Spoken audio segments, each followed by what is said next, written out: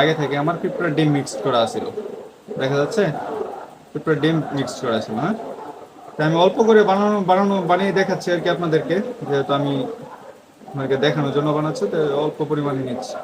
দেখেন, নিয়ে নিলাম অল্প পরিমাণে ছাতু। হ্যাঁ, তো এখানে আপনারা যে সাদা পাউডারটা যারা টুবের সাথে ইউজ করেন, এটা কেউ দিলেও দিতে পারেন, না দিলেও না দিতে পারেন, যার যার ইচ্ছা মতে। তবে আমি দিই, গ্রানটা ভালো আসে। সরি, দেখেন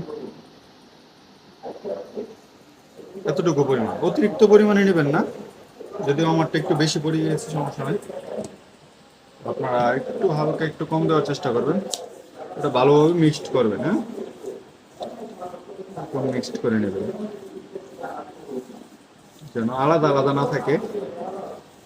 এটা দেওয়ার পরে আপনাদের যে একটা গ্রান আসবে, দেখবেন খুবই সুন্দর মিষ্টি একটা গ্রান আসবে।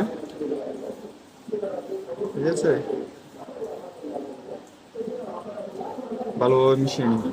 দেখেন একদম সুন্দরভাবে মিক্সড হয়ে গেছে, এবং ডিমগুলো দেখেন দেখা যাচ্ছে ডিমগুলো দেখা যাচ্ছে। এরকম ভাবে মিক্সড করে নেবেন। তারপর দেবেন আপনার হচ্ছে পাঙ্কাশ পিঠটা ভিজিয়ে রেখেছিলেন। দেখেন যতটুকু পরিমাণে আপনি ছাতু আর পাউডার নিয়েছেন, ঠিক ততটুকু পরিমাণে বা একটু কম নিতে পারেন, আপনি পাঙ্কাশ পিঠটা নেবেন। ঠিক আছে, হ্যাঁ, তারপর সুন্দরভাবে মিক্সড করবেন। পাঙ্কাশ পিঠটা দেখেন হালকা একটু দানা দানা আছে, মিক্সড করে নেবেন সুন্দর করে।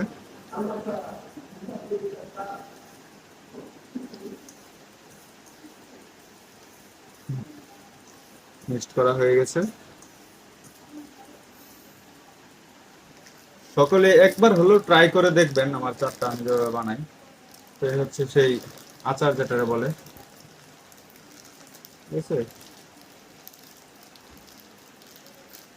আচারটা নিয়ে নিচ্ছি। তা অতিরিক্ত পরিমাণে নেবেন না, অতিরিক্ত পরিমাণে নিলে আবার গ্যাস হবে। এই জাস্ট কতটুকু চালের সাথে দেখেন কতটুকু নিলাম, দেখছেন? এর চাইতে বেশি নেবেন না, চার অনুযায়ী দিতে হবে। তারপর এটা ভালোভাবে মিক্সড করবেন।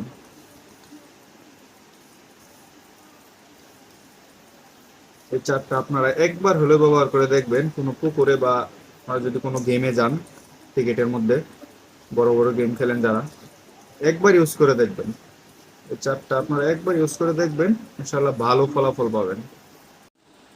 এবং এই চারটা আপনারা 2 মাস